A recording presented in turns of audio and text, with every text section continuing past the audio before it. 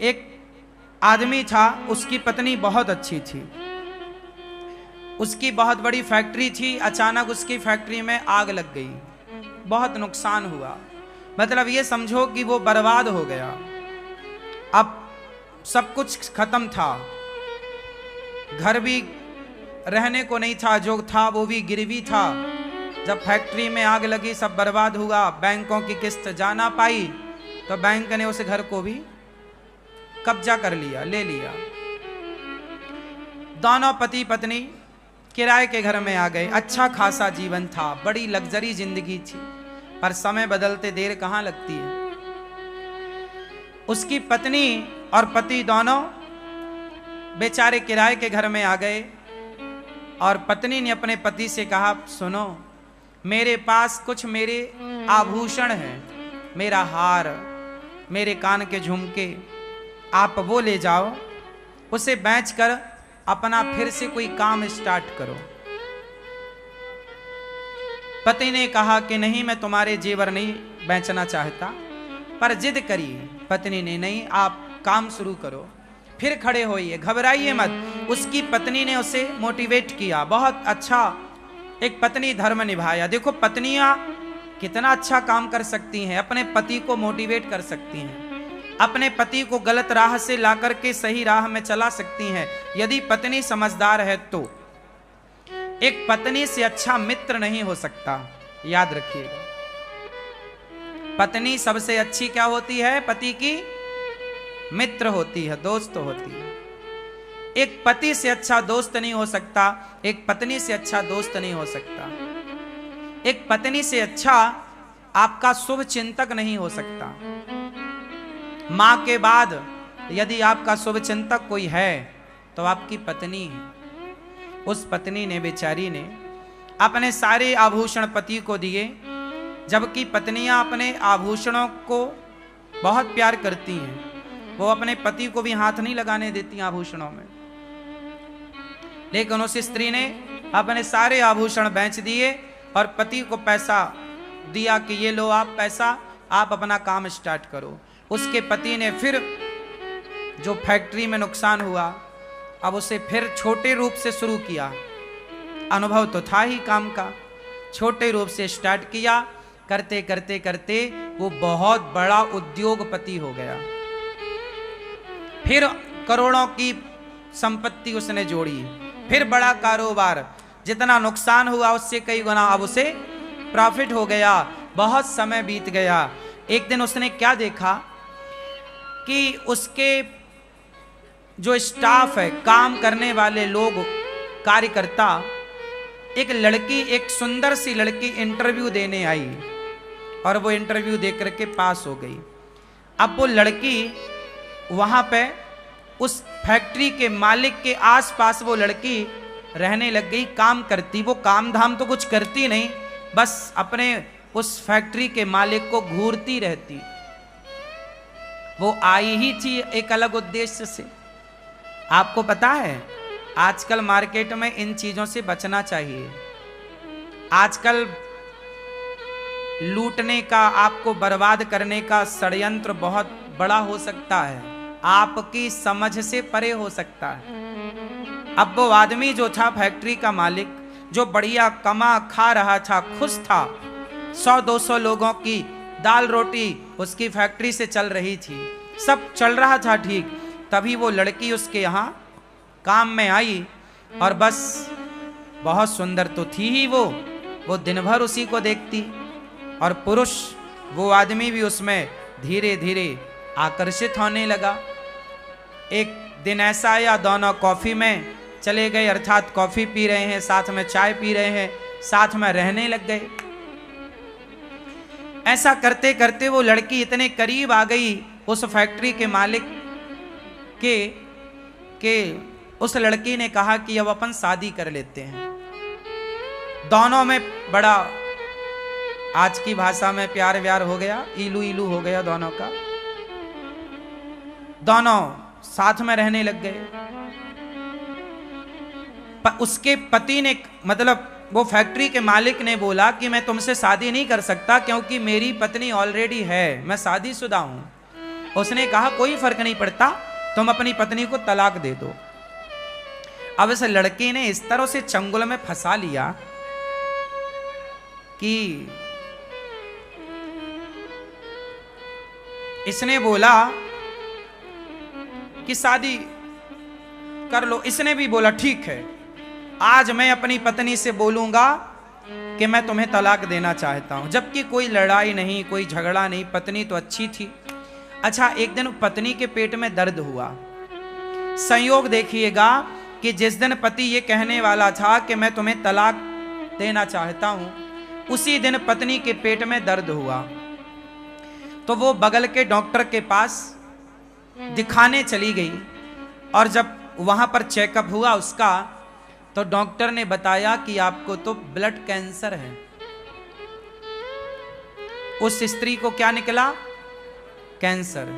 Doctor ने बताया कि 7 दिन बाद आपकी मृत्यु हो जाएगी, इसका कोई इलाज नहीं है। अब वो बेचारी पत्नी, उसका एक छोटा बच्चा भी था, वो घर आई। अब सोचिए, जैसे ये पता लग जाए कि मुझे 7 दिन में मरना है, वो बेचारी अब पति का इंतजार कर रही थी कि आज पति आए और मैं बताऊं कि अब मैं 7 दिन की हूं। आप अपने लिए कोई एक नया जीवन साथी ढूंढ लीजिएगा। वो पत्नी ये चाहती थी कि मेरा पति मेरे बाद परेशान ना हो, मेरा बच्चा छोटा हो है, इसके लिए कोई परवरिश करने वाली एक माँ तो चाहिए इसे। अब तो मैं मर ही जाऊंगी। वो बेचारी अपने पति का इंतजार कर रही थी कि तभी पति आया गुस्से में। और चूंकि उस पति को तो उसने पाठ पढ़ा ही रखा था कि तुम्हें आज ये बोलना है कि तलाक देना चाहता हूं।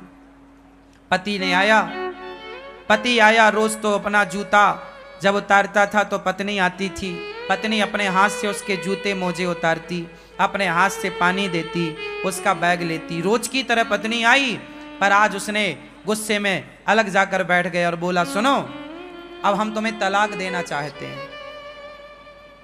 पत्नी कुछ कहना चाहती थी कि मुझे कैंसर है, मैं मरने वाली हूं। तभी पति ने कह दिया कि मैं तुम्हें तलाक देना चाहता हूं।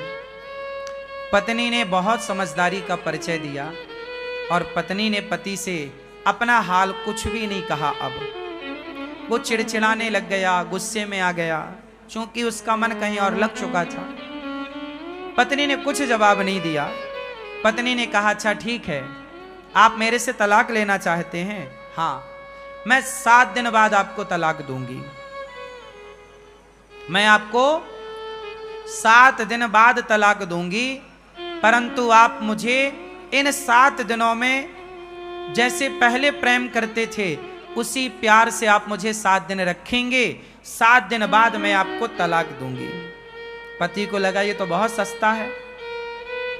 उसे तो लगा ये कोई अपना हिस्सा मांगेगी, पैसा मांगेगी, प्रॉपर्टी मांगेगी, पर उसने तो कुछ भी नहीं। उसने कहा मुझे कुछ नहीं चाहिए, केवल आप मुझे 7 दिन खूब प्यार कीजिए, रोज अपने पास बिठाइए, मेरे पास आकर बैठिए, मेरे साथ खाइए, नाश्ता मेरे संग कीजिए, भोजन मेरे साथ कीजिए, रात्रि को प्रेम पूर्वक हम दोनों पार्क में घूमेंगे और आप हमारे साथ रहेंगे। आप हमारे लिए वैसी ही बातें करेंगे 7 दिन जैसे शादी के बाद आप हमसे करते थे। पति को लगा अच्छा, पति को नहीं पता था कि ये केवल 7 दिनों की है, लेकिन अब पत्नी को पता था कि अब चलो, मैं तो 7 दिन की हूं, पर इन्हें तलाक देना है, कोई बात नहीं। अब सोचिए उस स्त्री का दिल कितना बड़ा रहा होगा। कोई और होती तो भड़क जाती, पर उस स्त्री ने कोई जवाब नहीं दिया। एक दिन बीता, उसके पति ने भी खूब प्यार दिया उसे, बनावटी प्यार था अब तो, पर किया।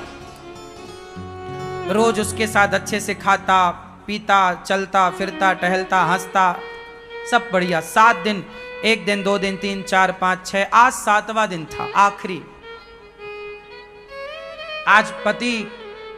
आज पत्नी ने अपने पति की आरती उतारी, उसके माथे पर तिलक किया और आज उसे उसके काम के लिए भेजा जहां वो फैक्ट्री रोज जाता था। और जब उसका पति आज घर से गया ना, तो उसके मन में विचार आया कि मेरी पत्नी देखो मेरे से कितना प्यार करती है। मैंने कहा कि मुझे तलाक चाहिए, तो उसने मेरे खातिर कि यदि मैं खुश हूं तो मेरी खुशी के लिए वो तलाक भी देने को तैयार हो गई। अब बताइए इससे बड़ा प्रेम क्या होगा। यदि पति तलाक चाहता है तो पति की प्रसन्नता के लिए वो तलाक देने को तैयार है। वो मेरे लिए, मैंने तलाक का बोला फिर भी वो मेरे से प्यार करती है। और ये जो लड़की मुझे मिली है ये तो मेरी दौलत की भूखी है। मेरी पत्नी ने तो अपने जेवर बेचकर मेरा ये कारोबार खड़ा किया। मेरी पत्नी मेरे सुख में मेरे दुख में सदा रही है। आज मेरी पत्नी ने कितना साथ दिया आज तक, और मैं किसी एक लड़की एक स्त्री के चक्कर में आकर एक सुंदर पत्नी का, एक पतिव्रता नारी का मैं त्याग कर रहा हूं। लो भैया, अचानक भगवत कृपा देखो, उस आदमी का हृदय परिवर्तन हो गया बिना कुछ के। याद रखिएगा, ईश्वर न्याय करते हैं, ईश्वर न्याय करते हैं। उसका हृदय बदल गया और वो आज सारा काम छोड़कर ऑफिस का दिन को ही भागा घर की ओर के मैं अपनी पत्नी से माफी मांगूंगा, सॉरी बोलूंगा कि मैं तो जो तलाक का बोला मैं मजाक कर रहा था। उस लड़की को उसने अपने दफ्तर से हटाया, काम से निकाला। उसके चक्कर में उसने कहा कि मेरी पत्नी के गालों में झुर्रियां पड़ गई हैं, ये लड़की जो मुझे मिली है ये बड़ी सुंदर है। मैं इस सुंदरता के कारण इस पे मर रहा था, जबकि मेरी पत्नी ने मेरा कितना साथ दिया। संसार की चमक दमक सुंदरता पे नहीं लट्टू होना चाहिए। आपकी पत्नी आपकी जीवन संगनी है, उसे छोड़कर पराई स्त्री के बारे में सोचना पाप है। चमड़ी का मोह, चमड़ी से इतना प्यार ना करना, चमड़ी कितने गुलाम ना हो जाना कि आप उस चमड़ी के चक्कर में सारे गलत काम करने लग जाओ। वो आदमी फैक्ट्री का मालिक दौड़ा दौड़ा घर गया। जैसे ही घर पहुंचा तो दरवाजा खोले थे। घर के अंदर प्रवेश किया, आवाज लगाया उसने अपनी पत्नी को, पर पत्नी ने कहीं से कोई रिस्पांस नहीं दिया, कोई आवाज नहीं आई लौटकर। वो सोचा रसोई में होगी, रसोई में पत्नी नहीं, यहां होगी वहां होगी, सारी जगह देखा, उसकी पत्नी थी ही नहीं। तब वो अपनी पत्नी के कमरे में गया ऊपर, और जब कमरे में जाकर देखा तो उसकी पत्नी बिस्तर पर पड़ी हुई थी और बगल में एक कागज था।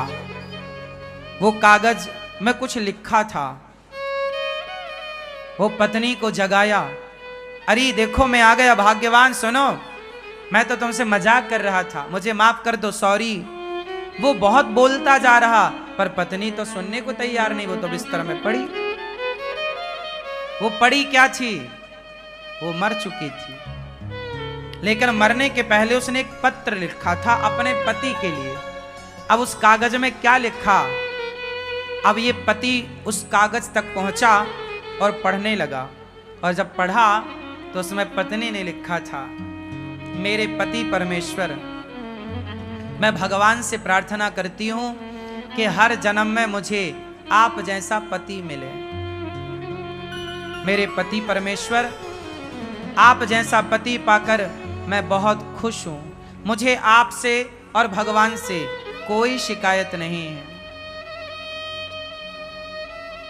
आपकी खुशी थी, आप मेरे से तलाक चाह रहे थे, मैं चाहती तो आपको तलाक उसी दिन देती, लेकिन जब आप तलाक लेते मेरे से, तो जो हमारा छोटा सा बालक है, बच्चा है, जब वो ये देखता कि मेरे पिताजी मेरी माँ से तलाक लेना चाहते हैं, तो मेरे बच्चे के संस्कार बिगड़ते और मेरा बालक बड़ा होकर वो आपका शत्रु बन जाता कि मेरे पिता ने मेरी माँ को छोड़ा था। तो कहीं मेरे बच्चे के अंदर आपके प्रति कोई शत्रु भाव पैदा ना हो जाए, इसलिए मैंने आपको तलाक नहीं दिया। जिस दिन आपने मुझे तलाक का बोला, उसी दिन मैं डॉक्टर के यहाँ गई थी। उसने मुझे चेकअप करके बताया कि मुझे ब्लड कैंसर था, मैं 7 दिन बाद मरने ही वाली थी। मुझे लगा कोई बात नहीं, आपको भी तलाक चाहिए, तो मैंने सोचा कि 7 दिन बाद तलाक दूंगी, 7 दिन बाद तो मैं सदा के लिए चली जाऊंगी। आपका जिससे मन करे आप विवाह करके अपना घर बसाइएगा, बच्चे के संस्कार ना बिगड़े, इसलिए मैंने आपको कोई जवाब नहीं दिया।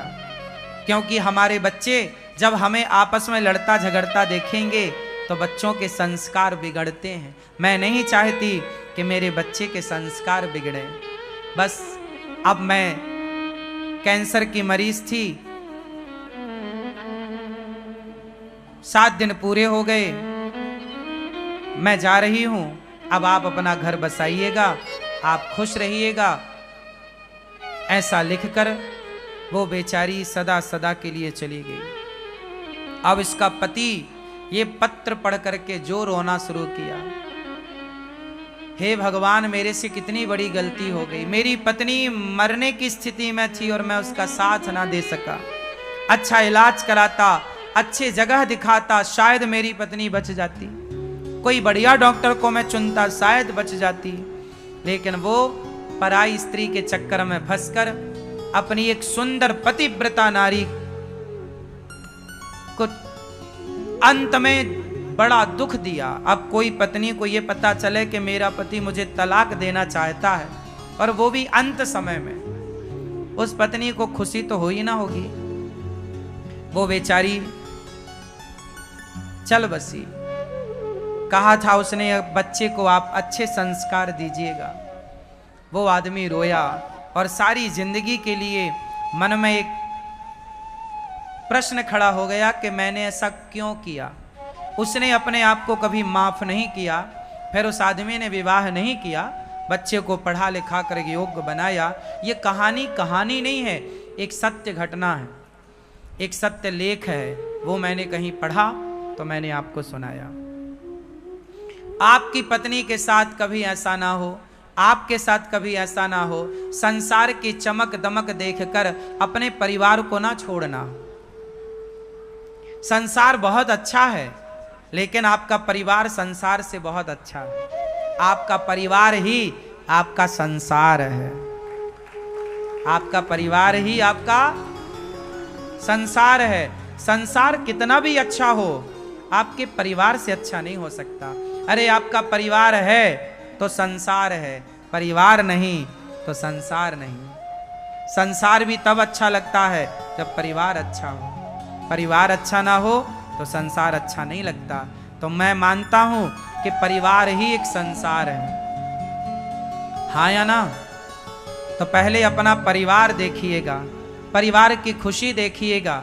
पत्नी गोरी हो काली हो, बुढ़ापे में झुर्रियां पड़ी हो या चमड़ी ढीली पड़ी हो, कैसी भी हो, परंतु आपको अपने मन को अब काबू में करके अपनी पत्नी के साथ खुश रहना चाहिए। जिंदगी ढोना नहीं चाहिए। देखो, जिंदगी को बोझ ना बना लो, चलो अब तो तुम्हारे संग रहना ही पड़ेगा ना, ऐसा नहीं। खुशी खुशी रहो, प्रसन्न चित्त से रहो, हंसते हुए रहो, मुस्कुराते हुए रहो। जिंदगी बोझा ना बने, प्यार से। और ये तब होगा जब आप रिश्तों की कीमत समझेंगे। एक बात बताएं, आज एक सच्ची बात बताएं, आजकल ना लोग रिश्तों की कीमत नहीं समझते। यदि रिश्तों की कीमत समझते लोग तो बात बात में पत्नियां या पति तलाक ना देते या लेते, तलाक ही तलाक ना होता ना। आज हमारे देश में 40-50% तलाक हो रहे हैं। शादी होती हैं, तलाक हो जाता है। क्यों? क्योंकि आज रिश्तों की कोई अहमियत नहीं बची, रिश्तों में समर्पण नहीं रहा। आज तो केवल चमड़ी की भूख है साहब। आजकल पत्नियां भी लोग क्यों चाहते हैं? केवल चमड़ी की भूख मिटाने के लिए। शादियां भी आजकल केवल वासनाओं के लिए हो रही हैं। विवाह का असली उद्देश्य लोग भूल चुके हैं। रिश्ते क्या होते हैं, रिश्तों की कीमत क्या, माँ की अहमियत क्या है, पिता की अहमियत क्या है, पिता होना क्यों आवश्यक है, पति होना क्यों जरूरी है, पत्नी की क्या अहमियत है। रिश्तों में एक दूसरे का सम्मान करना होता है, एक दूसरे को रिस्पेक्ट देना होता है, एक दूसरे का आदर करना होता है, एक दूसरे को नीचा दिखाना नहीं होता। हम अपनी पत्नी का सम्मान करते हैं तो पत्नी भी हमारा सम्मान करती है।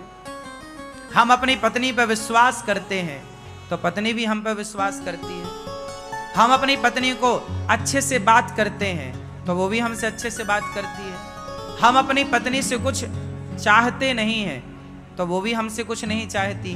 रिश्तों में चाह ना हो, हमें आपसे कुछ चाहिए, आपको हमसे कुछ चाहिए, तो ये तो व्यापार हो गया। और रिश्तों में व्यापार थोड़ी चलता है, प्यार हो, क्या हो, एक दूसरे का ख्याल हो। हम आपका ख्याल रखें, आप हमारा ख्याल रखें। सोचिए, रिश्ते इतने महत्वपूर्ण हैं कि भगवान भी आते हैं संसार में तो रिश्तों में रहते हैं। हाँ या ना? भगवान राम आए, भगवान कृष्ण आए तो वो भी रिश्तों में रहे। हाँ या ना? राम की 3 माँ हैं, 3 माँ में एक सौतेली माँ ने बोला कि राम तुम वनवास जाओ, मेरा बेटा राजा बनेगा। तो राम अपने रिश्तों को इस तरह निभाते हैं कि माँ भले सौतेली माँ हो पर है तो माँ, उस सौतेली का भी आदर किया और माँ के कहने से वनवास चल पड़े। कौन बेटा जाएगा सौतेली माँ के कहने से वनवास? ये रिश्तों का सम्मान ही तो किया राम ने।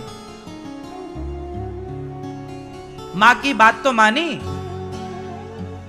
पत्नी ने जिद करी कि मैं आपके साथ वनवास चलूंगी, समझाया कि बहुत कष्ट होगा, जिद करी, पत्नी का साथ नहीं छोड़ा राम ने। जंगल गए तो पत्नी को साथ लेकर गए। पत्नी आपकी जिम्मेदारी है, याद रखिए। जितने पुरुष बैठे हैं ध्यान से सुने, आपकी पत्नी आपकी जिम्मेदारी है। आपकी पत्नी आपके पिता और आपकी माँ की जिम्मेदारी नहीं है, आपकी जिम्मेदारी है। जहां आप रहिए वहां अपनी पत्नी को रखिए, और जहां मां रहे वहां आप रहिए, जहां पिता रहे वहां आप रहिए। पर राम माता पिता को संग नहीं ले जा सकते थे तो नहीं ले गए, पत्नी को ले जा सकते थे, पत्नी को ले गए।